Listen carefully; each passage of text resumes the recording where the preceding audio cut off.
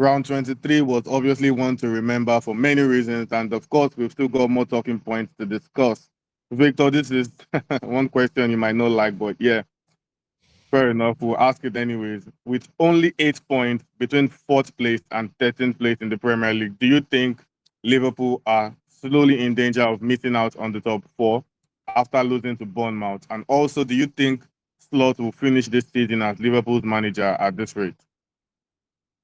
We've been saying all along that fifth will probably be enough for Champions League this season as well, but the way Liverpool are doing things, I don't think even that's achievable.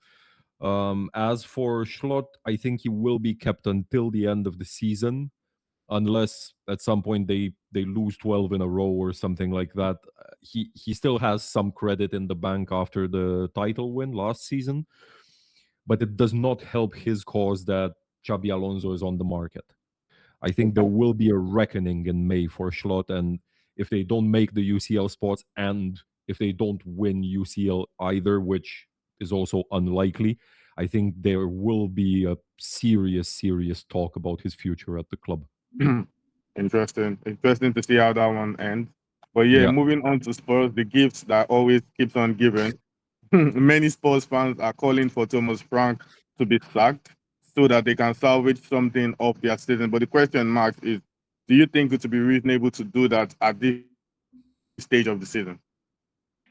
I mean, is there reason to keep him at some points? Because it feels like they're not fighting for anything in Prem already, because the gap is already around 7 points between them and Europa League spots. Also in UCL, yeah, they're making playoffs, but do you feel like Frank can beat anybody in 2 games fixture? Honestly, I don't think so. So basically, if you're planning to cut him after the season, why wouldn't you do that at the moment right now and probably let the new manager some time to adjust the team and probably even do something in the UCL? Because I feel like Frank is definitely not able to do something in UCL this season. So just leave him be, find a new manager, and let him do some work with the team. Fair enough. And back to you, Victor. After beating Brighton, Fulham are only 4 points behind fourth place Manchester United. The question is, do you think they can make a genuine push for an European spot, even if it's a Conference League spot? I would love to see it. I've always had a bit of a soft spot for Fulham, but also if you look at the table, it's so packed at the moment between fourth and 13th that anyone who gets 2 wins on the trot comes into the conversation about Europe, regardless who they are. If you look at Fulham's schedule coming up, it's pretty tough. But if they can get it started with a win over Man United, which, by the way, I think is doable because United are showing up against the big boys, not the rest. So if they can get a result against United, it might give them the belief that they need to get this over the line. It's still very early to say for sure, but I would love to see Fulham in Europe again. Fair point. And back to you, Mark. Will Manchester City start to believe in their title bid again after seeing Arsenal drop points at the weekend?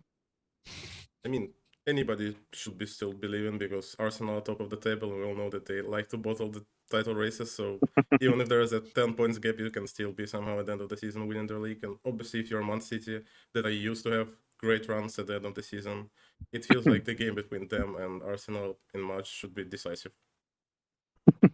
Yeah, right. Fair enough.